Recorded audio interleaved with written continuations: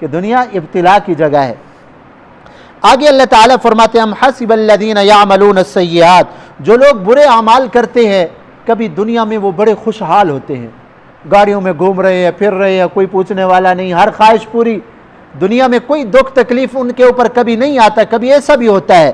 تو اللہ تعالیٰ فرماتے ہیں کیا انہوں نے یہ گمان کر لیا ہے ان یسبقونا، کہ ہم سے سبقت لے جائیں گے، آگے بڑھ جائیں گے، ہماری پکڑ سے بچ جائیں گے؟ کیا ان کا یہ گمان ہے؟ فرمایا ساء ما یحکمون، اگر ان کا یہ گمان ہے کہ ہمیں کوئی پوچھنے والا ہی نہیں، جیسے آج کل کے فرعون کہتے ہیں ہم سے کون پوچھنے والا ہے، تو اللہ تعالیٰ فرماتے ہیں یہ برا فیصلہ ہے جو انہوں نے دماغ میں بٹھایا ہوا ہے کہ ہم سے کوئی پوچھنے والا ہی نہیں۔ اللہ تعالیٰ فرماتے ہیں ہم ڈھیل دیتے ہیں، وہ بھی ہماری حکمت ہوتی۔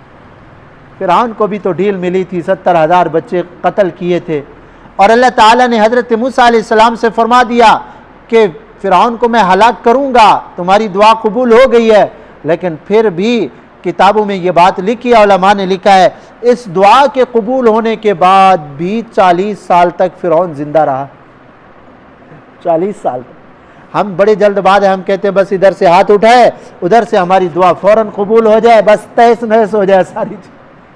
وہی اللہ کے اپنی حکمتیں ہیں۔ ہاں آج کروڑوں لاکھوں مسلمان شہید ہو رہے ہیں اور کافر دن دناتے پھر رہے ہیں، مسلمانوں کے زوال کا دور ہے، دب رہے ہیں۔ ہاں کافروں کو وقتی طور پہ جو ہے نا غلبہ حاصل ہے، یہ بھی اللہ کی حکمتیں ہیں۔ ہم ذرا اللہ سے دور ہو گئے ہیں نا، ہاں دیکھ لیں ہم مسلمان کتنا اللہ کے قریب ہیں، نمازیں ہمارے اندر نہیں، ایمانداری کی باتیں ہمارے اندر نہیں، جھوٹ ہمارے اندر ہے، وعدہ خلافی ہمارے اندر ہے، دین سے مسلمان دور ہوتے جا رہے ہیں۔ وَلَنُذِيقَنَّهُم مِّنَ الْعَذَابِ الْأَدْنَىٰ دُونَ الْعَذَابِ الْأَكْبَرِ لَعَلَّهُمْ يَرْجِعُونَ، اللہ فرماتے تھوڑے تھوڑے جھٹکے دیا کروں گا تاکہ تم واپس لوٹ آؤ۔ یہ تھوڑے تھوڑے دنیا کے جھٹکے ہیں جو اللہ تعالیٰ مسلمانوں کو دیتا ہے کہ ذرا سنبھل جائیں، واپس اللہ سے تعلق قائم کریں۔ آج بھی اللہ انہی اپنی طاقتوں کے ساتھ ہے، جیسے اللہ نے 313 کو فتح عطا فرمائی، اللہ کی طاقتوں میں کوئی کمزوری نہیں ہے اور کوئی کمی نہیں آئی، اللہ کی طاقتیں اسی طرح ہیں جیسے پہلے سے تھی۔ کمزوری آئی ہے تو ہم مسلمانوں کے اندر آئی۔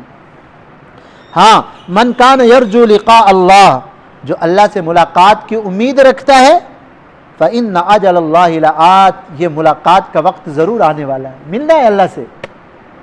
حدیث پاک میں آتا ہے من احب لقاء اللہ احب اللہ لقاءہ، جو اللہ سے ملنے کو پسند کرتا ہے اللہ بھی اس کے ملنے کو پسند کرتے ہیں۔ ومن کرہ لقاء اللہ کرہ اللہ لقاءہ، جو اللہ سے ملنے کو ناپسند کرتا ہے اللہ بھی اس کے ملنے کو ناپسند کرتا ہے۔ اور اللہ کا ملنا کب ہوگا؟ مرنے کے بعد۔ ہمیں عائشہ صدیقہ رضی اللہ عنہا نے عرض کیا یا رسول اللہ، موت سے تو ہر آدمی ڈرتا ہے بھاگتا ہے، موت سے تو ہر آدمی ڈرتا ہے بھاگتا ہے، تو اس کا مطلب یہ ہوا ہم چاہتے ہیں مرنا؟ نہیں چاہتے نا، ہم چاہتے ذرا اور زندگی مل جائے، ذرا اور مل جائے، اچھی بات ہے، زندگی زیادہ ملے گی تو عمل بھی زیادہ ہوں گے انشاءاللہ، اللہ توفیق دیں گے نا۔ تو مرنے کو کوئی نہیں چاہتا نا، تو اس کا کیا مطلب پھر ہم اللہ کی ملاقات کو بھی پسند نہیں کرتے کیا؟ فرمایا نا یہ بات نہیں ہے۔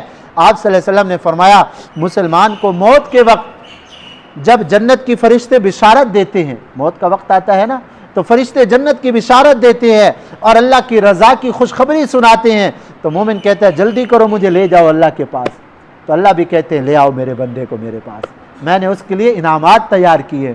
اور کافر اور بے دین آدمی موت کے وقت جب جہنم کے فرشتے عذاب کی خوشخبری دیتے ہیں وہ کہتے ہیں نہیں نہیں نہیں نہیں میں نہیں جانا چاہتا، اللہ کہتے ہیں اس خبیث کو دور کرو۔ اس لیے حدیث پاک میں آتا ہے جب قبر میں مومن کو رکھا جاتا ہے قبر کہتی ہے واہ واہ واہ واہ بہت اچھا کیا، آ گیا، مجھے بڑی محبت تھی تجھ سے، آج میرے پاس آیا تو میرے بہترین سلوک کو دیکھے گا۔ تا حد نگاہ قبر کو شادہ ہو جاتی ہے، جنت کی طرف سے کھڑکیاں کھول دی جاتی ہیں۔ اور جب بد کردار آدمی کو رکھا جاتا ہے، بے دین کو، کافر کو، تو قبر کہتی ہے بڑا منحوس آدمی ہے تو آیا ہے، جتنا لوگ چلتے تھے مجھے تجھ سے زیادہ نفرت تھی، تو اللہ کا نافرمان تھا، آج میرے پاس آیا میرے برے سلوک کو دیکھے گا۔ فرمایا قبر ایسے دباتی ہے جیسے فرمایا آپ صلی اللہ علیہ وسلم نے یہ انگلیاں ہے نا ایسے آقا نے کر کے دکھایا، وَشَبَّكَ بَيْنَ أَصَابِعِهِ، آپ صلی اللہ علیہ وسلم نے اس طرح انگلیوں کو ایک دوسرے میں داخل کیا، فرمایا یہ پسلیاں ایک دوسرے میں ایسے مل جاتی۔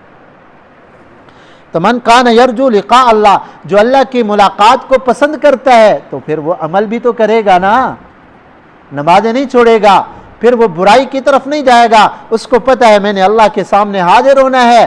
آپ صلی اللہ علیہ وسلم نے فرمایا ہر آدمی اللہ کے سامنے ملاقات کرے گا، درمیان میں کوئی وکیل کوئی ترجمان نہیں ہوگا، براہ راست بات ہوگی، کوئی وکیل کوئی ترجمان کچھ بھی نہیں ہوگا، اللہ تعالیٰ براہ راست اس سے بات کریں گے۔ فَإِنَّ أَجَلَ اللَّهِ لَآتٍ، وہ مقرر وقت آنے والا ہے، وَهُوَ السَّمِيعُ الْعَلِيمُ، اللہ تعالیٰ سننے والے ہیں، جاننے والے ہیں، تمہاری باتوں کو بھی سنتے ہیں، تمہارے عمل کو بھی دیکھتے ہیں، کیا عمل کر کے آتے ہو۔